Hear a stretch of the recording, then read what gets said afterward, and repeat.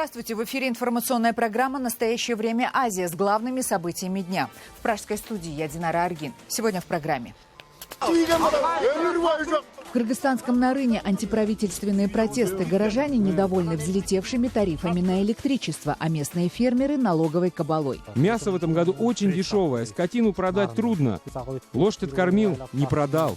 Евгений по-таджикски. Женихам и невестам перед бракосочетанием теперь придется доказывать, что они не кровные родственники. Также в ЗАГСах требуют справки об отсутствии у них венерических заболеваний и ВИЧ. Наверное, это бред. Не знаю, мне кажется, это лишнее. Международные переговоры по Сирии под угрозой. Турция требует не пускать на них сирийских курдов. Часть сирийской оппозиции без курдов ехать в Женеву отказывается. Россия тем временем усилила бомбежки. Сокращения миллиардных сверхдоходов топ-менеджеров госкомпаний и олигархов не будет. Российское правительство представило свой новый антикризисный план. Экономить опять собираются на социальных статьях бюджета. Население планом недовольно.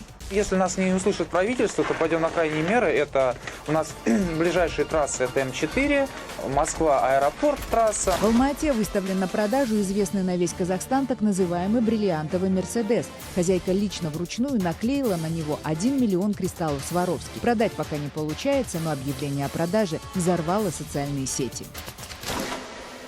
Сегодня больше 1000 жителей кыргызстанского Нарына вышли на несанкционированный митинг, где звучали антиправительственные призывы. Причинами недовольства горожан стали повышение тарифов на электроэнергию и коммунальные услуги. Больше всего люди были возмущены законопроектом о возможном сокращении льгот и надбавок жителям Высокогорья.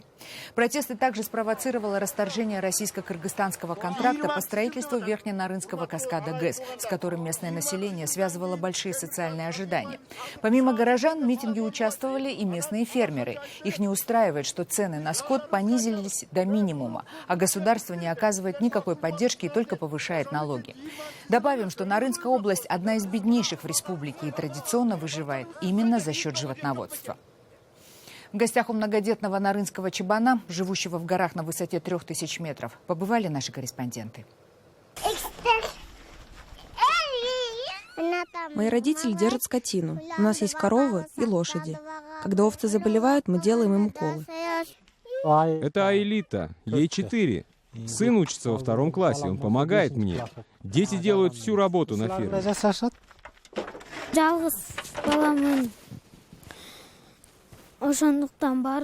Я единственный сын, поэтому все приходится делать мне. После обеда я иду на занятия. Когда я прихожу со школы, я присматриваю за ягнятами. Когда я вырасту, буду помогать отцу приглядывать за скотиной. Я хочу увеличить поголовье животных в нашем хозяйстве. Старшая сестра в деревне. Она учится там. Школа для старшеклассников очень далеко отсюда. А здесь есть волки и шакалы. Поэтому она живет у бабушки. В год за земельные наделы плачу около 3000 сомов. Налог за трактор составляет 500 сомов. На машину 100 сомов. Травы у нас мало. Косим ее лишь раз в год. Поэтому покупаем прессованную. Мясо в этом году очень дешевое. Скотину продать трудно. Продал барана и выручил только 5000 сомов. Лошадь откормил, не продал. Из Токмака вернули обратно. Вот так и проходят дни. Новые поправки в Семейный кодекс Таджикистана вызвали неоднозначную реакцию в республике. Специалисты считают, что они могут привести к появлению новых коррупционных схем. Поправки касаются предоставления в ЗАГС справок об отсутствии инфекций, включая ВИЧ, и запрета на брак между родственниками. В республике до сих пор женой и мужем могут стать двоюродные или троюродные братья и сестры. Более того, некоторые парламентарии настаивают на тесте на наличие девственности у невест. Пока поправки только обсуждаются, но генетические лаборатории уже работают. С подробностями Анушервон Арипов. Ну, положительно. Это хорошо. Почему? Дети уродами не будут. Тому человеку, который мы берем, например, жену, например, чтобы никаких проблем не было. С той стороны, ей тоже неудобно бывает, чтобы уточнить, узнать, что, например, мы с ней идем для анализа. Это тоже неприятно бывает. Наверное, это бред. У таджикистанцев к поправкам в главу Семейного кодекса о порядке заключения брака отношение неоднозначное. Согласно закону, в брак нельзя вступить в случае наличия родственных отношений, и в ЗАГСе необходимо предоставить справку генетической экспертизы. Кто-то видит новые возможности для государства заработать деньги на простых гражданах. Кто-то считает, что закон позволит снизить рождаемость детей с различными особенностями в развитии. Большинство медиков страны официально придерживаются именно этого мнения. Это такие заболевания, как умственная отсталость, чаще всего синдром Дауна, спина бифида и другие заболевания. Например, еще у нас дети со слишком большими и маленькими головами. Перечислять можно долго.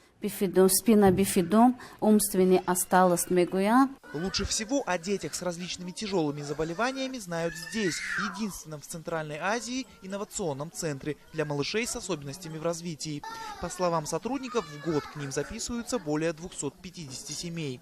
Согласно проводимому опросу, родители почти 35% малышей являются родственниками.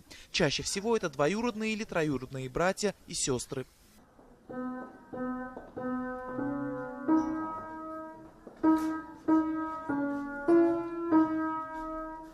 По словам медиков, большинство таких браков заключается в сельской местности, в труднодоступных районах и у представителей малых народностей, таких, например, как джуги, таджикские цыгане, у которых не принято жениться и выходить замуж за чужих. Насколько родственные браки влияют на генофонд нации, парламентарии определили только по результатам опросов специалистов и семей с больными детьми.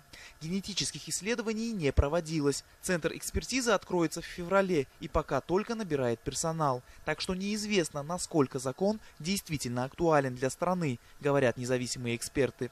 Это аппарат ДНК-технология, ПЦР-диагностика. Он определяет гистосовместимость человека. Значит, можно добрачное консультирование проводить вот с этим аппаратом.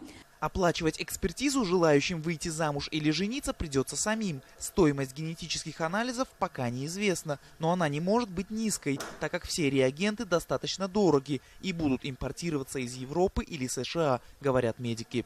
Также в стране будет действовать только одна лаборатория, и анализы доставлять в нее из регионов будут специальные курьеры. Это, по словам экспертов, может привести к тому, что проверка потеряет смысл.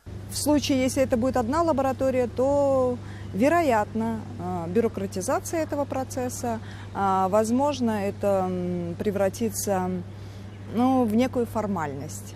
Также, согласно новым поправкам в Семейный кодекс, желающие зарегистрировать брак должны будут предоставить медицинские справки о состоянии здоровья. Это делается для выявления инфекций, передающихся половым путем. Больным ВИЧ, гепатитом или другими заболеваниями запретить жениться и выходить замуж не смогут, однако постараются отговорить от такого шага. Это может привести к нарушению конфиденциальности и прав граждан с инфекционными болезнями, считают эксперты. Необходимо вести широкую информационно-образовательную пропаганду для снижения стигматизации ВИЧ-инфицированных, для снижения всевозможных мифов и стереотипов. Ранее ряд депутатов и таджикских политиков настаивали на включении в список обязательного медосмотра теста на девственность. Однако в списке поправок упоминания об этой унизительной процедуре нет. Парламентарии считают, что отсутствие девственной плевы может стать причиной развода. Ежегодно в стране регистрируются десятки подобных случаев. Так что политики не отрицают, что в будущем подобный закон может быть и принят. Анушервон Арипов, Насим Исамов. Настоящее время. Таджикистан. Вырубка вековых чинар на улицах Ташкента объединила жителей узбекской столицы. Горожане собирают подписи против варварского уничтожения деревьев. Их вырубают по всему городу, и есть предположение, что это делается для того, чтобы обеспечить безопасный проезд президентского кортежа. Чинар – это уникальное азиатское дерево, которое живет сотни лет и достигает почти 40-метровой высоты. В жаркой республике такие деревья не только защищают от жары, но и солнечной радиации. Они не требуют постоянного полива, как, к примеру, ели, которыми хотят заменить чинары. Уже вырублены все деревья вдоль Центрального проспекта, который является президентской трассой. За последние 6 лет по программе Кабинета министров Узбекистана по благоустройству городов сотни многолетних чинар и других деревьев были вырублены по всей стране. Теперь мы замечаем, что, оказывается, чинары сажали не просто так, а чинары сажали, скажем, там, где стояла остановка. Сейчас получилось, что остановки городского транспорта, они оголились. И вот сейчас наступит жара. И рядом стоят современные у нас здания, которые строятся с такими современными материалами, которые очень сильно поглощают вот это тепло, и они очень сильно его отдают в воздух. То есть возле этих зданий вообще будет невозможно дышать. Как люди будут ждать на этих остановках теперь свой автобус, это просто даже уму себе представить невозможно. Далее в программе. Международные переговоры по Сирии под угрозой. Турция требует не пускать на них сирийских курдов. Часть сирийской оппозиции без курдов ехать в Женеву отказывается. Россия тем временем усилила бомбежки. Сокращение миллиардных сверхдоходов топ-менеджеров госкомпаний и олигархов не будет. Российское правительство представило свой новый антикризисный план. Экономить опять собираются на социальных статьях бюджета. Население планом недовольно. Если нас не услышит правительство, то пойдем на крайние меры. Это у нас ближайшие трассы, это М4, Москва, аэропорт, трасса. В Алма-Ате выставлен на продажу известный на весь Казахстан так называемый бриллиантовый «Мерседес». Хозяйка лично вручную наклеила на него 1 миллион кристаллов Сваровски. Продать пока не получается, но объявление о продаже взорвало социальные сети.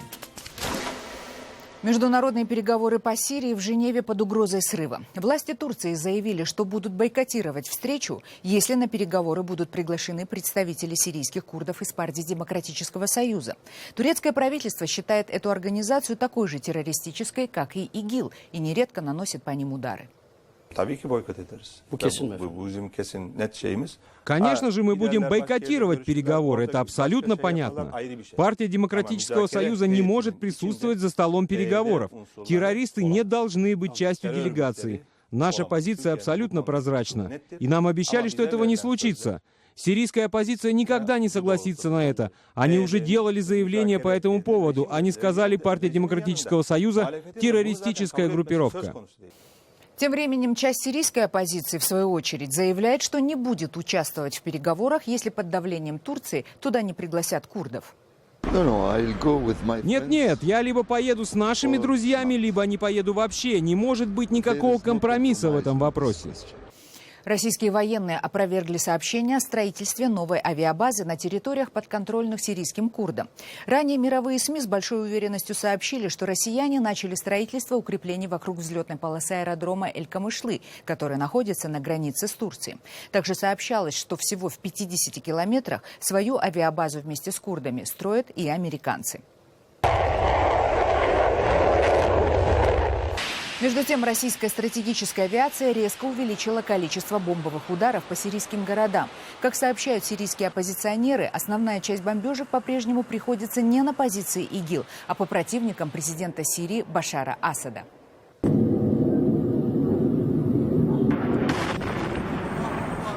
Вот новые кадры Рейтер из разных сирийских городов, подконтрольных умеренным оппозиционерам. На них последствия новых бомбежек. Сирийская правительственная армия и боевые отряды оппозиции, помимо ожесточенных боев, ведут не менее ожесточенную информационную войну накануне переговоров в Женеве.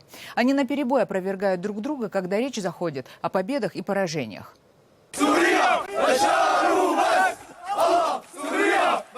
Вот кадры победы войск Башара Асада в сирийской провинции Дер-Эа. Как заявляли государственные СМИ Сирии, солдатам удалось взять под свой контроль сразу несколько ключевых для обороны повстанцев городов и зачистить целую южную провинцию страны.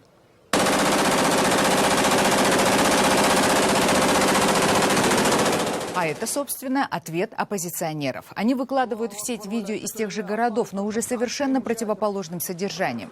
Из этих кадров следует, что все стратегические пункты находятся под их полным контролем. Министр иностранных дел России Сергей Лавров опять сделал несколько скандальных заявлений. Теперь обвинения прозвучали в адрес Грузии. Лавров заявил, что в Панкисском ущелье на российско-грузинской границе якобы создаются базы ИГИЛ. В некоторых странах Центральной Азии ИГИЛ пытается создавать свои ячейки. В Панкисском ущелье. Да, и у нас есть случаи, когда задерживали террористов, и по собранным сведениям они имели связи с ИГИЛ. Власти Грузии мгновенно отреагировали на заявление главы российского МИДа. Власти Грузии полностью контролируют Панкисское ущелье. Никакой террористической угрозы там на сегодняшний день нет. Наш корреспондент в Грузии Зураб Двали спросил у жителей Тбилиси, почему российские политики опять делают провокационные заявления в адрес Грузии. Я думаю, что это очередная провокация или спекуляция официальной Москвы, чтобы обострить наши без того плохие дипломатические отношения. Мы это кино уже видели. Это на протяжении долгих лет длится. Вот это желание российских политиков очернить, осквернить панкистцев. Думаю, этот фактор панкисти будет использован и в дальнейшем как один из факторов давления на Грузию. Никакая опасность из панкисти не может быть реальна, и это все их невидумки.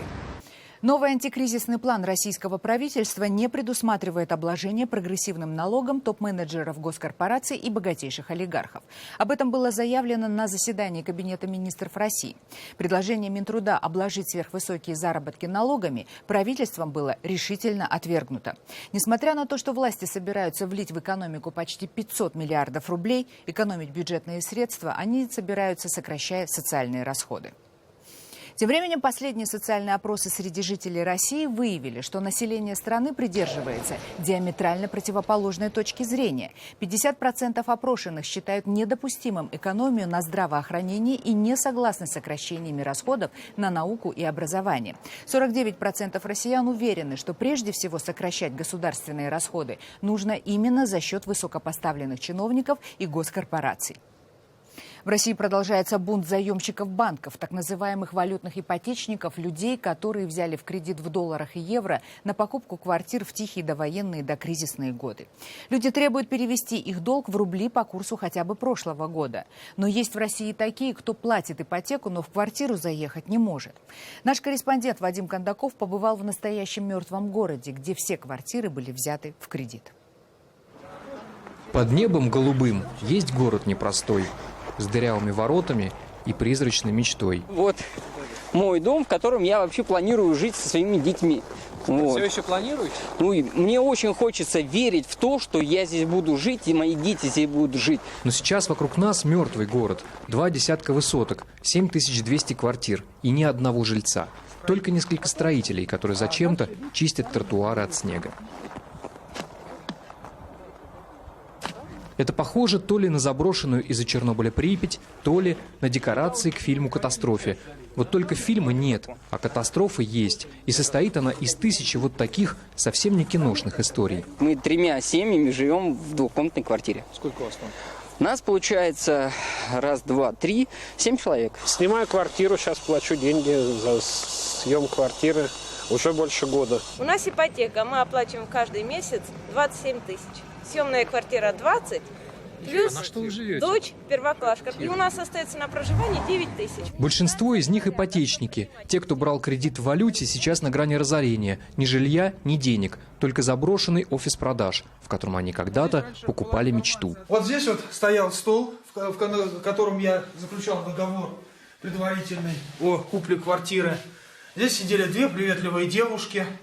Вот, рассказывали, как все будет хорошо. Эти дома обещали сдать еще в 2013-м, но сначала что-то не срослось с благоустройством придомовой территории, а потом у Су-155 начались проблемы с кредиторами. И теперь о судьбе мертвого города никто ничего не может сказать. Руководство СУ не имеет права, по сути, ничего делать по причине того, что сейчас проводится санация, да? То есть мы теперь не знаем, кому стучаться, кто будет это достроить. С квартирами здесь не повезло даже тем, кто сам работал в Су-155. Более того, вот эту женщину сократили, даже не выплатив ей зарплату, на которую, впрочем, она все еще рассчитывает. Так что резкие слова про босса компании говорит супруг. Депутат этот Балакин, депутат и хозяин этой компании, к своим сотрудникам просто как я не знаю, не к людям, а как к скотине относится. И это все, вот как говорится, под носом у Кремля. Обманутые дольщики Су-155 уже много раз выходили на улицы, но обещания, что давали им чиновники, так и не выполнены.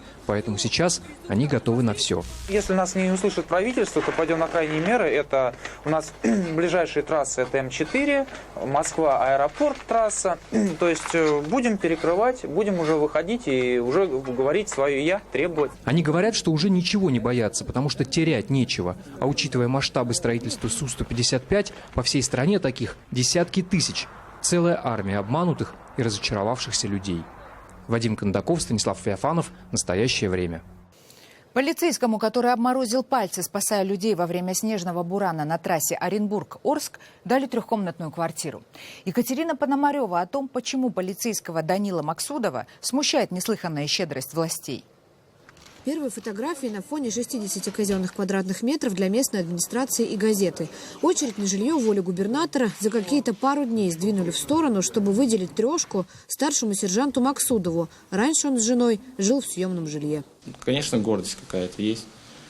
Вот. А так нет. Любой в этой ситуации сделал бы то же самое. Это единственное, что скажет журналистам Данила на вручении ключей. По сути, он так обласкан властями за то, что пострадал, выполняя не свою работу. На 68-й километр трассы Оренбург-Орск ночью 3 января его наряд отправил дежурный, чтобы просто перекрыть дорогу из-за плохих метеоусловий. Они сопровождали вахтовку с медсестрой и несколькими спасателями, но на месте выяснилось, что перекрывать нечего. Дорогу замело, нужно спасать людей. Была задача это поддерживать связь и не допускать панику среди людей. Вот, но так как ситуация была очень тяжелая и люди замерзали в автомобилях, как я не мог уже наблюдать со стороны, и пришлось тоже помогать МЧСникам вызволять людей из плена. К этому моменту люди были в снежном плену уже 6 часов. Данила и спасатели ходили по машинам, собирали пострадавших и цепью сквозь метель вели в вахтовку. Чтобы согреть людей, молодой полицейский отдал свои варежки какому-то парню, а бушлат девушке. Так полураздетый и собирал людей по машинам. В последнюю ходку, говорит, не повезло. Цепь разорвалась, лицо было покрыто коркой льда. Видеть мы ничего не могли. Мы с ним вот блуждали, не могли найти. Долгое время рука уже как бы заледенела. Асель Карменову спас от холода бушлат Данила. Она вспоминает, в вахтовке не было ни теплых одеял, ни горячей воды, а ближе к утру сломалась и печка. Нервы, говорит, сдавали у всех, и у спасенных, и у спасателей. У медсестры какой-то, которая с нами находилась, мне ее, правда, было жалко в какой-то момент, потому что нас 34 человека, она одна. МЧСники и Данила вот ушли. Получается, она с нами одна осталась, и люди, паника, у некоторых дети не понимали, что делать. Большая помощь на трассу пришла только утром. Один мужчина в том снежном заторе все-таки погиб. По факту его смерти проводят расследование. Пострадавшие никакой компенсации от властей не получили и обвиняют МЧС в бездействии. Обо всем этом чиновники на торжественных приемах предпочитают молчать. Данилу представили к награде, желали скорого пополнения в семье и намекали, что со службы уходить не стоит, ведь он их гордость. Екатерина Пономарева для настоящего времени. В Алмате выставили на продажу автомобиль, украшенный стразами Сваровски. Хозяйка оценила свой Mercedes-Benz S500 в $118 888. Объявление в газете о продаже этой машины мгновенно набрало более 80,5 тысяч просмотров и вызвало настоящий взрыв интереса в соцсетях Казахстана. По словам хозяйки, на блестящее покрытие было потрачено более 1 миллиона страз и полгода работы. Причем девушка их наклеивала сама вручную. Раньше автомобиль сдавался в аренду для торжественных мероприятий. Теперь, в связи с кризисом, его хотят продать за наличные. Желающие иметь блестящий «Мерседес» предлагают хозяйке разные варианты обмена на недвижимость или другие автомобили, но девушка всем отказывает. Это были все новости, о которых мы хотели вам рассказать. Читайте нас в социальных сетях и смотрите на сайте KarenTime.tv. Мы встретимся с вами завтра в это же время. Всего доброго.